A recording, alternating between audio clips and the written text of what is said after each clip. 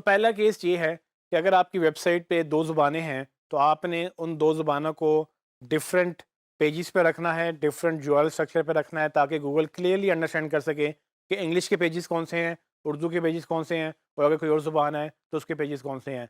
तो for example मैं example लूँ तो ये एक रैंडम चार्ट है जिसमें आप देख सकते हैं कि अगर जर्मन यूज़र आ रहा है तो जर्मन पेज पे लैंड करें, अगर स्विस यूज़र आ रहा है तो स्विस पेज पे लैंड करें। इसी तरह से अगर कोई और ज़ुबान का यूज़र आ रहा है तो उस पेज पे लैंड करे, यहाँ तक कि अगर कोई अमेरिकन आ रहा है तो उसको आप इंग्लिश लैंग्वेज पे वो लैंड करवाना चाहेंगे।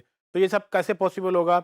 इसको पॉसिबल करने के लिए आप ये एचआरईएफ लैंग इज़ इक्वल टू आगे लैंग्वेज का कोड, ये वो कोड्स हैं जो आप अपने उसमें अल्टरनेट के तौर पे अपने कोड में लिखते हैं। ये मेटा टैग्स के तौर पर आप लिख सकते हैं अपने पेजेस में। ये थोड़ा टेक्निकल है, आपका डेवलपर समझ जाएगा इस बात को, अगर आप उनसे ये डिमांड करेंगे तो वो आपको वो करके दे देंगे। आपको सिर्फ़ इस हद तक ये समझना है कि आप ये देखेंगे एक ही वेबसाइट के मल्टीपल अल्टरनेट वर्जन्स हैं, तो उसमें अल्टरनेट का टैग लगता है।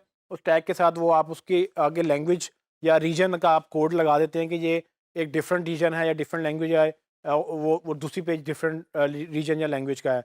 इससे फ़ायदा क्या होता है? इससे फ़ायदा ये होता है कि गूगल इन सबको डिफरेंट रीजन्स काउंट करता है।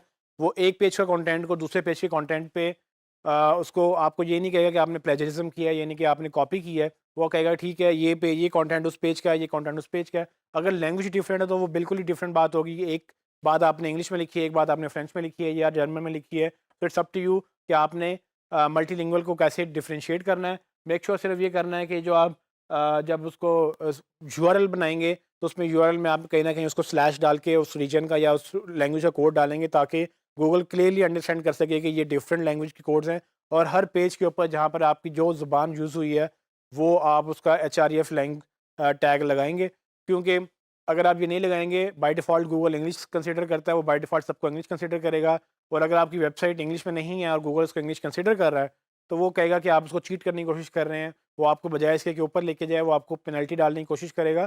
सो आपने अपने आप को बचाना है इस तरह से कि आप एचआरईएफ लैंग्वेज के टैग यूज़ करेंगे ताकि आप हर लैंग्वेज का डिफरेंट वर्जन बनाएँ।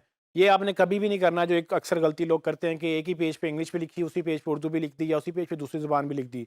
ऐसा नहीं होना चाहिए। आपका यूआरएल डिफरेंट होना चाहिए, जिस पेज पे इंग्लिश में बात की है सब इंग्लिश में हो, जिसमें जर्मन में बात की है सब जर्मन में हो, जिसमें उर्दू में बात की है सब उर्दू में हो। सो उसमें कोई वर्ड इंग्लिश का नहीं होना चाहिए अनलेस कि आप इंग्लिश लैंग्वेज को ट्रांसलेट कर रहे हैं। तो मेक श्योर करें कि ऐसा डुप्लिकेट ना हो, एक ही पेज पे 2 ज़ुबानें ना हो क्योंकि गूगल फिर उसको डिफरेंशिएट नहीं कर सकेगा। गूगल फिर आपको इस बात पे पेनल्टी डालेगा कि कंटेंट आप इंग्लिश दिखा रहे हैं लेकिन आप साथ बीच में दूसरा कंटेंट डाल रहे हैं, जो कि चीटिंग के ज़मरे में आता है। गूगल समझे कि आप उसको चीट करने की कोशिश कर रहे हैं, जबकि ऐसा नहीं है। तो कोशिश ये करें कि अगर आपका होम example.com आपकी वेबसाइट है, तो example.com/ur यानी कि उर्दू जो कि आपका उर्दू का कोड है, यूआर स्लैश के बाद आप जितने भी पेजेस बनाएँ वो सारे उर्दू वाले बनाएँ, ताकि गूगल को पता हो कि यूआर वाले सारे यूआरएल जो वो उर्दू के हैं और रेगुलर यूआरएल सारे इंग्लिश के हैं।